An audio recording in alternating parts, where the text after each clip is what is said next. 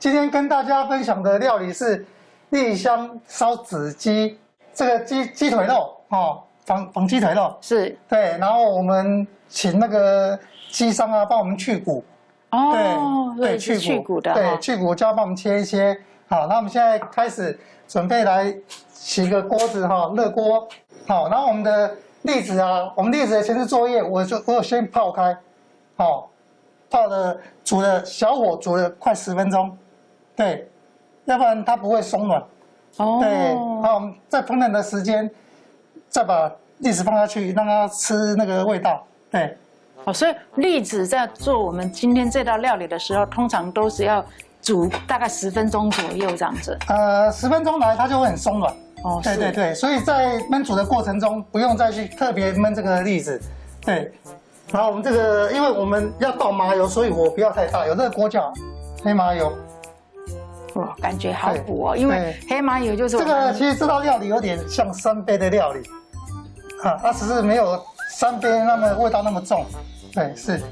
然后因为我们是加黑麻油，所以我们火不要太大，因为黑麻油太过火会苦。把鸡肉好放下去，等一下放下去煸炒，先煸炒鸡肉。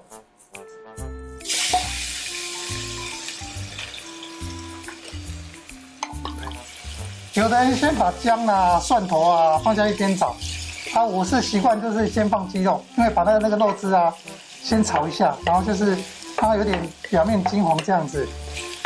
其实这道料理在家里煮也是非常简单，对，因为三杯鸡很多人在外面都是做就是先过油啊下去炸，然后让鸡肉比较酥脆的感觉，这样子再下去炒三杯鸡。对，我们这是吃它的鲜嫩度这样子，对。然后我们现在可以把姜片我们刚切好的姜片这个放下去，然后还有蒜头，然后下去煸炒。一样，我们把它煸炒有点表面金黄，这样就可以了。对。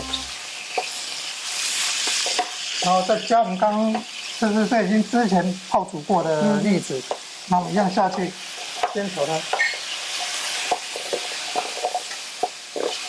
再来步骤这个其实这是我做厨师的一个小秘方啊。很多人这样煸炒好之后，有没有都一定会加水啊，还是加什么米酒啊？对。因为我的传统经验都是，我们先加糖，因为糖炒出来它会糖香味，也可以做酱色用，对，好，我们这样子加糖，然后一样再拌炒一下，然后接着第二个就是酱油，那我们让下去。对，它就会有锅香味了。是，对。那确实跟我们一般料理不太一样，我们都会先加米酒，对不对？对，这是一个 people 啊，对，然后再来，我今天用的是香菇素蚝油，对，香菇素蚝油。然后你用一般的酱油膏，可能它的那个香气，我会觉得比较一般般啦。香菇素蚝油，我觉得它有一个特别的香气，对。然后我们再把香菇素蚝油加进去。然后再加米酒，对，一样，我们再炒。然后我今天有用一个特别的，这番茄酱，对，番茄酱，让它煮起来不会像这菜市上都是黑黑的这样子，暗暗的，增加它的色泽这样子。那我们再拌炒一下，然后我们再来可以加水，对，我们现在要用焖煮的方式，对。我们腌过它，腌过这个鸡腿食材这样子，对，对，这样子。然后我们再把红萝卜你们，因为我比较专业所以我就把它刻成花了。它其实把它切成片就可以了，然后增加它的菜的颜色，对。好，那我们现在它滚了我们把它在最后的胡椒粉，我们把它加进去。加进去之后，我们要盖盖子，然后焖煮个20-30分钟，让它入味一点。对，因为我们这是旺仔鸡的鸡腿肉，所以它经得焖，对，它不会使肉变成材料。 OK， 对。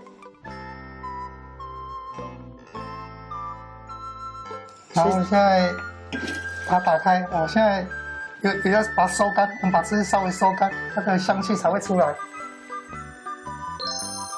收干之后哈，我们有准备的葱花，最后下，好，这样比较清脆，比较好看，啊，也有味道，有葱的味道，这样子。很下饭的颜色出来了哈。是，因为等一下我们会更亮，因为我们给它淋上香油，因为我们自己有黑麻油的，所以我们后面再淋个香油，它会色泽更光亮，然后又有一股香气出来。对。然后我们再把香油淋上去。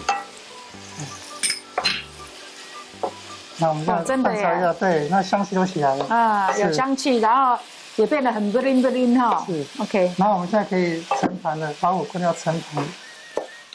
啊，一讲到这个栗子啊，就是秋天的时候啊，就很多人会喜欢吃这个栗子。是，那我们这道料理我们就完成了，谢谢。好，这是老师带来的第一道的这个栗香烧子鸡哈。是。